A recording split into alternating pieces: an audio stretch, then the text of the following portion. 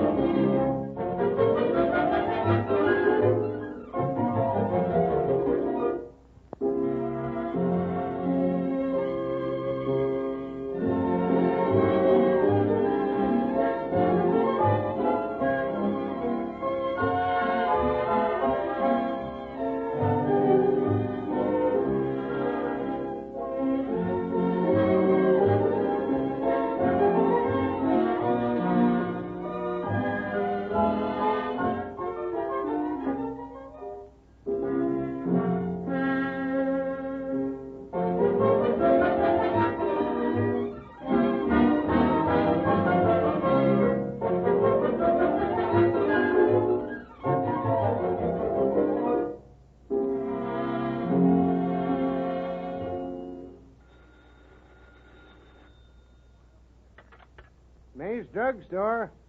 Yeah, this is Pete May. Oh, hello there, Miss Adams. Yeah, he's here. Just came in.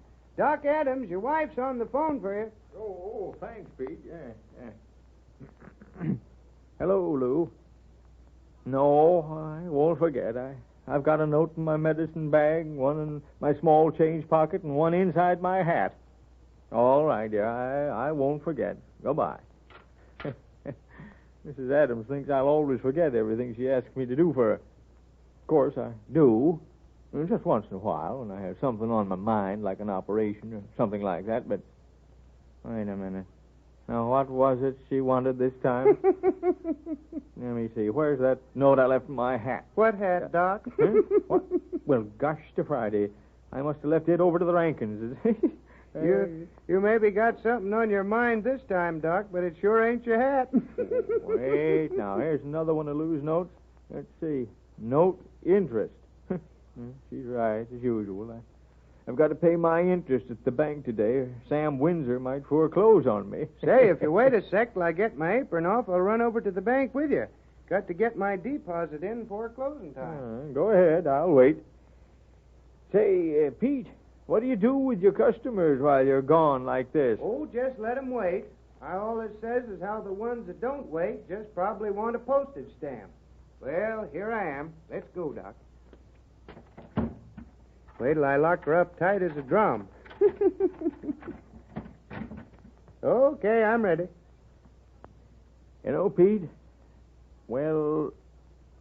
it isn't any of my business. What's sticking in your craw, Doc? Well, it just appears to me that you'd be giving the folks of Cedarton a lot better service if you had some bright youngster to help you at the soda fountain and make your deliveries for you and sort of help out all around. Oh, well, I suppose I would, but dang it, I tried a couple of years ago, and every one of them that applied had some sort of highfalutin idea about how much it was worth or getting off Saturday afternoons or something. I don't know what's got into the younger generation. Oh, gosh to Friday, Pete, there's nothing the matter with the younger generation. That just goes to show that you're getting on in years when you talk like that. Well, I don't know, but it sure seems like to me that there's a lot more wrongdoing by young folks nowadays than there was when I was a shaver. Well, maybe there is, but that's your fault. Huh? My fault? And mine. If there's anything wrong with the world these young folks were born into, it's you and me that made it that way, not the young folks. Yeah, well, here we are at the bank. All right, Pete. We'll talk about that subject some more sometime. Oh, sure, Doc. Sure thing you know. Well, so long. Hello there, Doc. I bet I'll know what you're here for. Yes, I guess you do, Sam. But you must have closed court early today. Well, there wasn't anything on the calendar, so I declared a recess until tomorrow. Come on over to my desk, and I'll make you out a receipt. There must be strangers in Cedarton. Why? Nobody but you owns an automobile that'll go that fast, Sam. Oh, Doc, you're All right, don't nobody move. Great Godfrey Bandit. Family transition to get busy. But if you stay right where you are, nobody will get hurt. What can I do? All right, What boys, can I move it up. do? I'd say if you try to do anything, Sam, you won't be opening any more courts. You over there, pipe down. I don't want no more. Buster, who did that? Come on, boys, make it snappy. We gotta get out of here. Don't get excited.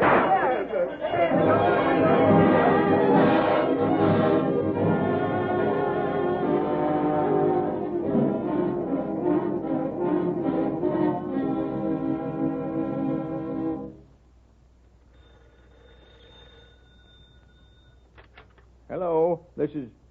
Oh, hello, Lou. Yeah, I was there all right. Oh, I'm fine. No, nobody got hurt that I've heard of, and I guess I'd have heard. Well, I'm just cleaning up a few things, and then I'll be right home. All right, honey, you go on to bed then. Good night.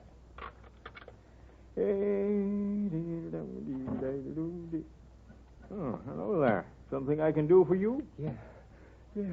You can... Oh, gosh, Friday, where's my spirits of ammonia? Yeah. Now, young fella, you take a whiff of this. A little more. Yeah. You can... Say, where am I? Who are you? Well, I'm Dr. Adams. Who are you? Oh, yeah. I remember. I've got something wrong with my leg. Well, let's take a look at it. Young fella, well, you've been shot. Yeah, I know. Well, let's get you fixed up. Yes, sir. Now, what'd you say your name was? I didn't say. Oh, that's right, you didn't. Of course, I've got to have it for my records. Yeah? Well, just put me down as Johnny Jones. Johnny Jones, huh? Certainly a lot of you Joneses in the world. Where'd you all come from, huh? Oh, this'll hurt a bit, all right. Can't help it. Sorry. There. How'd you get this, Johnny? Me? I was hunting. Hunting, huh? Yeah. I didn't know there was any elephants around here. Elephants? Must have been pretty big game you were hunting. This is a bullet from a .45 automatic pistol. Yeah. Well, let's quit talking about it and get me out of here. Oh, I'm hurrying as fast as I can, youngster. I'm no youngster. Oh, no? No, I guess you're not. By the way, I need this for my records, too. How old are you? 19. 19? Yeah. Of course, if you were hunting today, you didn't hear about the bank robbery in Cedarton this afternoon. Yeah? Yeah, nobody harmed, though. Leastwise, none of the Cedarton folks. Now, this is going to hurt quite a bit. I got to be sure that wound's sterile. Say, now, gosh, to Friday, that couldn't have hurt that much. All right. You've got me. I was with them. I was their lookout. Go ahead. Turn me in. Turn you in? Oh, you won't have to go to bed. That's just a flesh wound. You got a place to stay tonight? Stay? Oh, yeah, sure. Yeah, I've got a place to stay. Well, that's fine. Now, good night. How much do I owe you?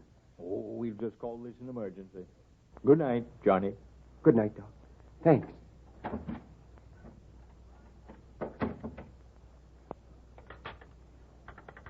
Hello. Hey, connect me with Bill Benson down to the police, will you? Thanks, yeah. Yeah, right away. Hello, Chief. This is Dr. Adams. Yeah, say, Chief, I think maybe if you get out on Maple Street right now, you pick up a young fella that might know something about that holdup this afternoon. Yeah, he just...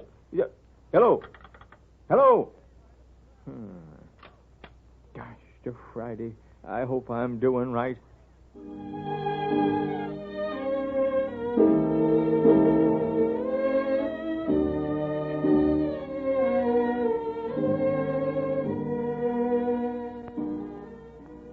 Hey, Doc, what'd you want me to come up to court for? Be quiet, Pete. Judge Windsor's just about to open court. Well, all right, but I'd like to know what it's all about. Hear ye. General session of the Court of Peace of Cedar Township now in order. Judge Samuel Windsor presiding. Quiet. What's the first case? Well, first known case is the People versus Jones. Johnny Jones, to be exact. Who's the complainant? State, Your Honor. Complaint's on your desk there. Oh. Who's the first witness? Well, the first and only witness is Dr. Grant Adams. Dr. Adams, take the stand, please. Raise your right hand.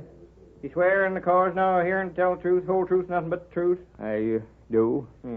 Dr. Adams, you treated a young man for a gunshot wound several nights ago, didn't you? Yes, I did. Did he admit to you how he was wounded? Yes, he did. He said he'd been hunting. Did he say anything about having participated in any holdup or robbery or anything of the sort? Any committing of a felony? No, sir. He didn't admit anything of the sort.